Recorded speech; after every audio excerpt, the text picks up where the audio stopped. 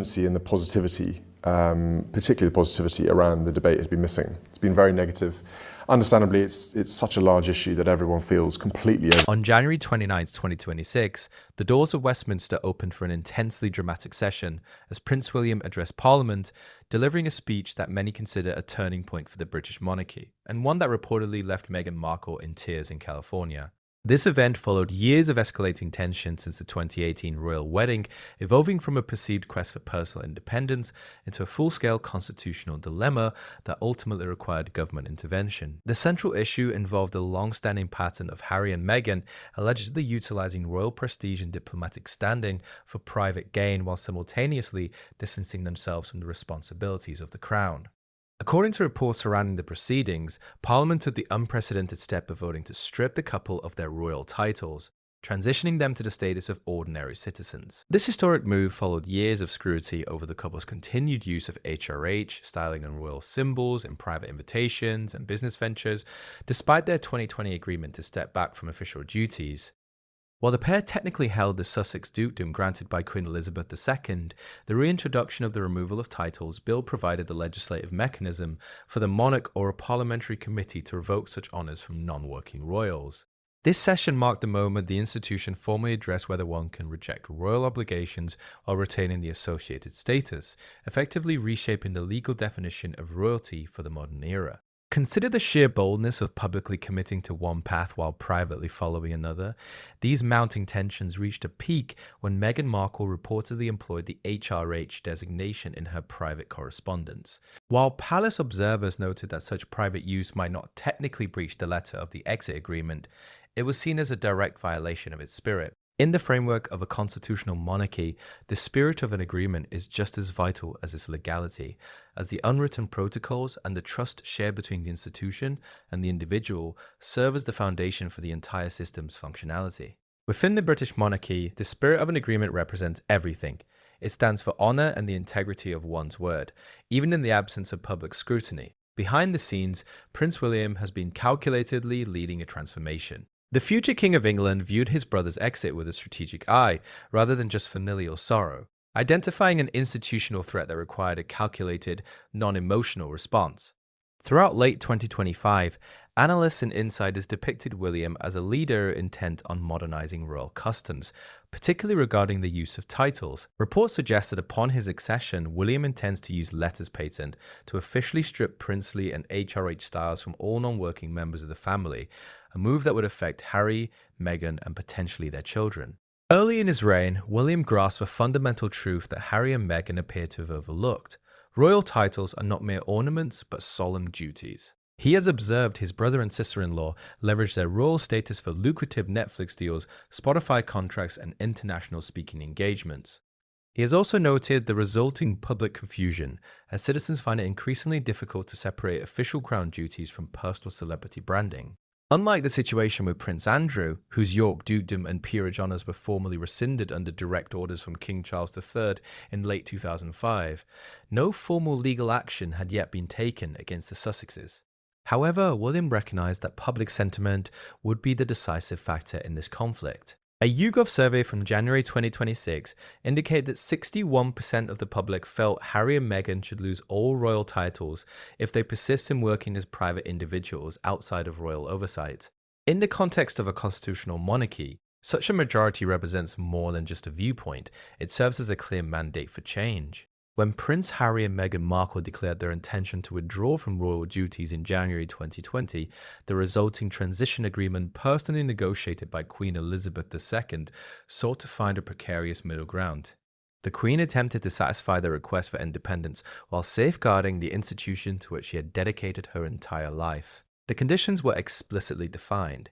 Harry and Meghan would no longer receive public funding, they would stop performing official duties as representatives of the Crown, and most crucially, they would cease using the His or Her Royal Highness styling in any official capacity.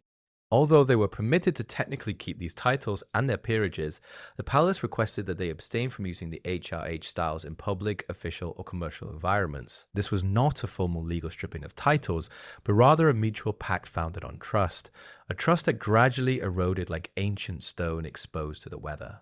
The palace had wagered on family loyalty and honor, assuming Harry would uphold his heritage even in his new life, but that gamble turned out to be a significant miscalculation. By 2023, their media and philanthropic organization, Archewell, had evolved into a massive entity that drew scrutiny for branding that frequently blurred the distinction between private citizenship and royal representation. Despite the couple's assertions that their work was separate from the monarchy, public confusion persisted, leading many to wonder if this was a case of poor communication or a strategic attempt to maintain the benefits of both worlds. The situation reached a breaking point in 2025, when reports surfaced that Meghan had allegedly utilized HRH styling in private correspondence with international charities and organizers during events in Nigeria, bringing the controversy to a head. Of even greater concern were the numerous diplomatic avenues, including visa officials and government representatives, that had facilitated Meghan's travel arrangements under the belief that she remained a working member of the royal family. In October 2025, a senior aide to Princess Anne issued a statement that would eventually serve as a catalyst for significant reform, asserting that the issue was not merely one of protocol, but a matter of principle, integrity, and the necessary distinction between public service and personal gain. The aide emphasized that there can be no grey zone and that an individual is either representing the crown with total transparency or they are not. Behind the scenes, these tensions sparked an internal investigation, as Prince William grew increasingly worried that the Sussexes were cultivating a global brand that quietly relied on their royal status while they loudly claimed independence. Princess Anne, renowned for her direct and pragmatic style, reportedly called for a comprehensive internal audit of every commercial and philanthropic venture linked to the couple. This inquiry sought to uncover every instance where royal ties may have been exploited for diplomatic perks or financial profit, focusing on three key areas. First, it scrutinized speaking and event engagements, discovering that at least 14 invitations to the couple had explicitly used their royal titles in materials or introductions, which raised alarms that hosts were being misled. Second, the investigation looked into travel and visa documentation to see if official privileges were being improperly maintained. The 2024 visit to Nigeria highlighted significant discrepancies, as local officials provided the couple with diplomatic-level perks, including special visa processing and high-level security, under the impression that they were still official representatives of the British monarchy. Had they travelled as private citizens, such protocols would not have been invoked. Furthermore, a third area of concern involved charitable funding. Archewell's own grant records in the US and UK were inconsistent, with several filings to the IRS and HMRC identifying the founders as the Duke and Duchess, which raised concerns among regulators. By December 2025, Princess Anne intervened with an undeniable demand for clarity, asserting at Gatcombe Park that no individual, regardless of their personal struggles or fame, has the right to act in a way that misleads the public about who represents the crown. Having spent decades as one of the institution's most diligent members, carrying out hundreds of annual engagements without seeking media attention or writing memoirs, her public statements signaled that the monarchy was ready to act. Concurrently, Prince William began consulting legal and constitutional experts about using letters patent to restrict the use of HRH styles and define clearer boundaries for royal titles, reportedly urging King Charles to establish the necessary framework. This culminated on the morning of January 23, 2026, when Buckingham Palace issued an unprecedented joint statement signed by both Princess Anne and Prince William. The formal yet resolute message made it clear that the upcoming reforms were based on institutional integrity rather than personal grievances. This development was fundamentally about the survival of the monarchy as an institution, marking the first time in 2 generations that senior royals outside the reigning monarch publicly addressed an internal breach of trust. The opening of the statement immediately established that as working members of the family, they are responsible for maintaining both tradition and the moral clarity the British public expects. Expressing deep regret while acknowledging a consistent pattern of misrepresentation by the Duke and Duchess of Sussex regarding their royal status and titles, specifically citing the Archewell Foundation and their recent international activities. The joint statement put forward 5 major declarations. The royal household officially withdrew any endorsement of Archewell as a royal charitable entity. Prince Harry and Meghan Markle were barred from representing or speaking for any initiatives linked to the Commonwealth.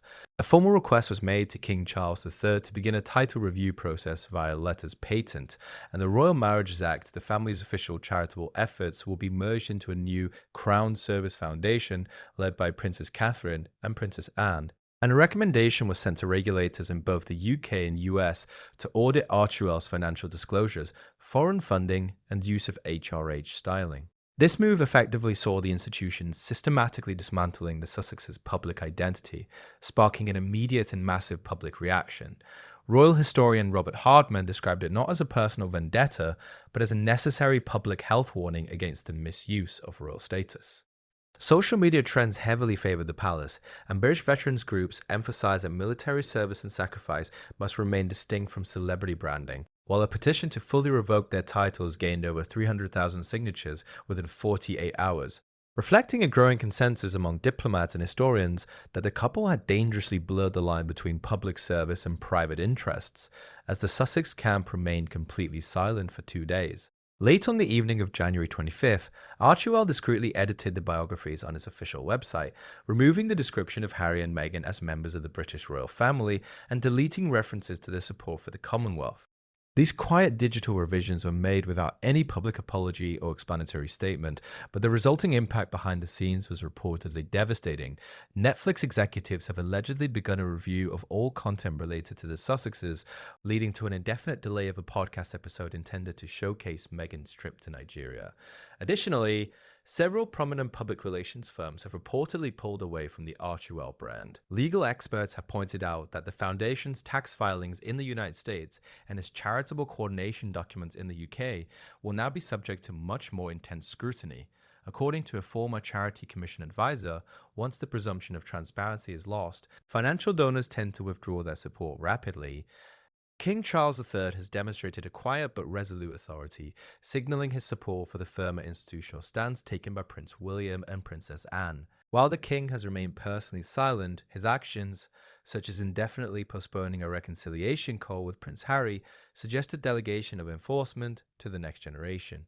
This strategic shift follows a consensus reached in high-level meetings at Windsor and Clarence House, where the monarchy aimed to reclaim control over its representation in an era of digital influencers. The turning point was the controversial Nigeria trip, where it was discovered that an Archewell executive allegedly used 2020 royal letterhead to secure diplomatic-level visas and privileges for what was a private tour, a move the UK Home Office reportedly viewed as a deliberate misrepresentation of sovereign diplomacy. In response, the Crown Service Foundation was quietly established on January 29, 2026, under the joint leadership of Princesses Catherine and Anne, consolidating royal charitable efforts with a strict ban on personal titles or HRH branding. This move has been met with significant public approval, with polls showing high levels of trust in Catherine and widespread support for the palace's clarification, effectively accelerating the decline of the Archewell brand as the new foundation takes center stage. By the end of January, Archewell's stability suffered a blow, as 3 major sponsors withdrew their funding, while Prince Harry's attempts to secure an audience with King Charles went unanswered, reportedly leaving him in a state of desperation. During this time, Amazon Prime reportedly rejected a new docuseries pitch from Meghan's team, with Hollywood insiders citing brand fatigue and a loss of credibility. Tensions escalated further when a historic joint regulatory audit of Archewell was launched by the Charity Commission for England and Wales and the IRS, triggered by a confidential evidence packet from the royal household. This packet reportedly contained emails and memos showing Meghan's team misrepresenting private travel as official royal tours and visa documents, and outlining strategies to leverage her royal status for celebrity endorsements and donor events. One specific plan to use her residual HRH brand value to claim Princess Diana's legacy prompted a sharp response from Princess Catherine, who stated that legacy is earned through action, not branding. Following these revelations, a memo from Princess Anne and Prince Edward recommended the formal suspension of the Sussexes' titles to protect the crown's integrity. While Harry initially reacted with fury and accused the family of trying to erase his work, he eventually cancelled all appearances and sought confidential mediation with the Privy Council after the memo leaked. Meghan has remained notably silent throughout the audit. with her team admitting that losing the royal connection will leave her without her most significant professional asset. Reports suggest that after a memo regarding his potential title suspension was leaked, Harry cancelled all scheduled press appearances and instructed his legal counsel to seek confidential mediation with the Privy Council. The prince, previously resolute in his new life in California, is now reportedly under significant pressure from his American legal advisors. They caution that continued use of his royal status for commercial or charitable branding could jeopardize the 501(3) tax-exempt status of the Archewell Foundation, potentially leading to its dissolution if the IRS concludes it operates more for personal gain than for public charity. Consequently, Harry's legal team is reportedly exploring a voluntary relinquishment of his titles to establish a clear boundary between his private foundation and the British monarchy. This represents a stark turn for a man born into royalty and celebrated for his military service, who may now be forced to renounce his heritage simply to protect his professional ventures from ongoing investigation. Meghan Markle, previously the prominent spokesperson for Archewell, has remained conspicuously quiet since the investigation began, with her official Instagram account showing no new activity since January 29th. Industry insiders suggest her communications team is currently in a state of re-evaluation, while major production partners like Netflix and Spotify have reportedly paused collaborations due to the legal risks associated with Archewell. A branding expert noted that without the royal connection, which served as her primary professional asset, Meghan is left with a personal narrative that has lost much of its public appeal. The situation culminated in a definitive statement from Buckingham Palace, which announced the immediate and indefinite suspension of the Duke and Duchess of Sussex titles and all related royal styling following an independent audit. This report confirmed several serious violations, including the misrepresentation of donor funds to pay for consulting fees and the misclassification of sponsored content as humanitarian missions. Most critically, the audit cited violations of the US Internal Revenue Code regarding private inurement, leading the IRS to freeze Archewell's financial accounts. The UK's Charity Commission has initiated proceedings to deregister Archewell UK as a recognised charitable entity following the release of a damning joint UK-US audit report. This comprehensive review, conducted by the Charity Commission and the IRS, confirmed several serious violations, including the misrepresentation of donor funds to pay for Meghan's personal brand advisors and the misclassification of luxury travel and sponsored content deals as humanitarian missions. The report revealed a deliberate blurring of the lines between charity work and personal gain, specifically citing violations of US tax laws regarding private inurement, where nonprofit leaders improperly benefit from organization assets. Consequently, the IRS has frozen Archewell's accounts pending a full financial review, effectively ending the organization's operations. Although King Charles III has not made a public statement, a palace aide confirmed that this decisive action bore his signature, signaling that while the king offered opportunities for discretion, the crown felt compelled to act in the face of such a significant abuse of institutional trust. King Charles III has reportedly expressed a profound sense of disappointment, privately remarking that the couple prioritizes shortcuts over the traditional path of earned service. While the king's personal patience and willingness to forgive are well known, the current situation underscores a belief that true service requires a level of humility and sacrifice that Harry and Meghan have consistently failed to demonstrate.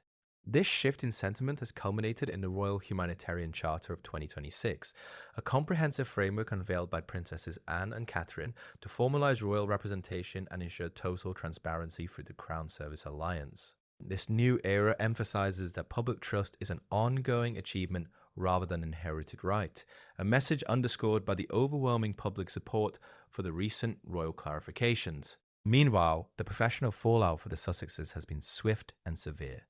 Netflix and Spotify have reportedly moved to end their associations, while legal and financial scrutiny has expanded to include a reassessment of Prince Harry's US residency status. As Meghan's team withdraws trademark applications and navigates internal crises, the couple is left facing a collapsing brand that many industry insiders now view as a significant liability, without its official royal connection.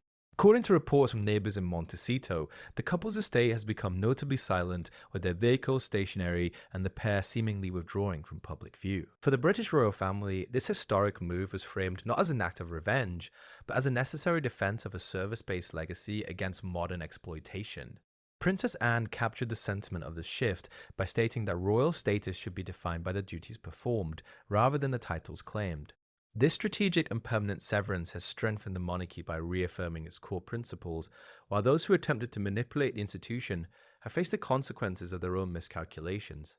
As a new era of service begins, the personal fallout is reportedly immense. Sources describe Meghan as devastated and overwhelmed by the finality of the decision, moving from the heights of global fame to a state of silence in California. Meanwhile, Harry faces the painful realization that he may have lost both his British heritage and his commercial stability. The events of January 29, 2026, where Prince William stood in Parliament to conclude their royal narrative, will be remembered as the moment the Crown drew a definitive line. While the public debate continues over whether this was a matter of justice or tragedy, the immediate reality remains. The titles and privileges have been revoked, the monarchy has moved forward, and the fairy tale has officially transitioned into a constitutional crisis.